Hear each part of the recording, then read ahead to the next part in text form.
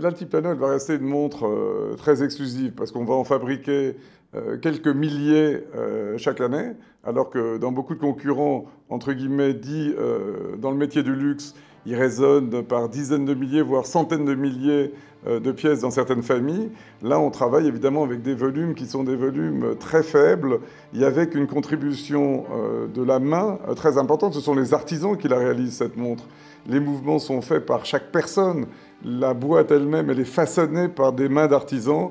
Et je crois que c'est ça qui rend la maison Piaget aujourd'hui unique. C'est cette volonté de conserver beaucoup de tradition dans la façon de fabriquer, mais heureusement d'arriver à avoir beaucoup de modernité dans l'esthétique de nos produits. Je m'étais fixé le challenge dans le cadre de la maison Piaget que de personnaliser nos produits, de personnaliser notre entreprise, et finalement de prouver à nos clients, à nos consommateurs qu'il y avait des hommes derrière ce nom, qu'il y avait des hommes derrière cette marque. Et finalement, ce n'est même plus une marque, c'est devenu une signature.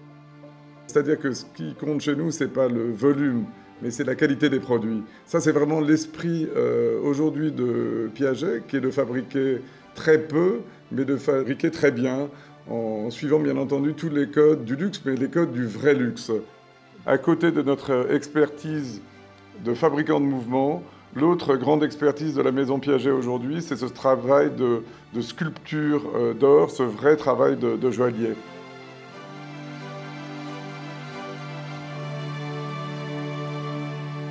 Une des plus grandes fiertés de mes 10 ans passés chez Piaget, c'est il y a quelques semaines, quand j'ai été dans l'atelier d'emboîtage et qu'on a mis pour la première fois ce mouvement très fin, très fragile de l'Altiplano extra plat et qu'on l'a mis dans le boîtier. Et je crois que c'était un peu pour moi comme la naissance de mon premier enfant, où on voit véritablement les premiers battements de cœur, où on voit véritablement le produit prendre vie. Et ça, je crois que c'est une fierté et un moment dont je me souviendrai pour très longtemps. C'est un grand moment d'émotion, hein. Franchement.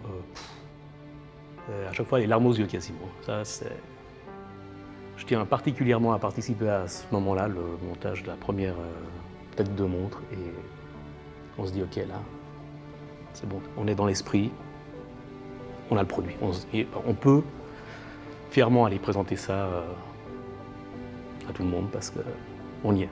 L'esprit est là, la technique est là, c'est franchement beau. Ouais.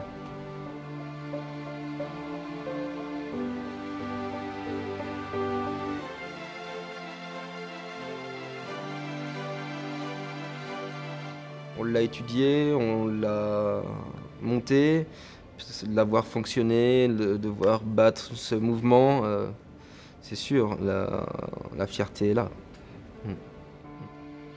Faire toujours mieux que nécessaire est en effet un mot qu'a laissé et par écrit mon arrière-grand-père Georges Piaget, et que c'est encore aujourd'hui l'obsession de tous ceux qui ont Piaget non seulement dans leur esprit, mais qui ont Piaget dans leur cœur. Et je dois dire que, alors là, oui, je suis fier de la génération actuelle et de la génération prochaine qui continueront de respecter cette culture, de respecter ces vraies valeurs et qui continueront de les appliquer dans leur travail et dans leur conscience.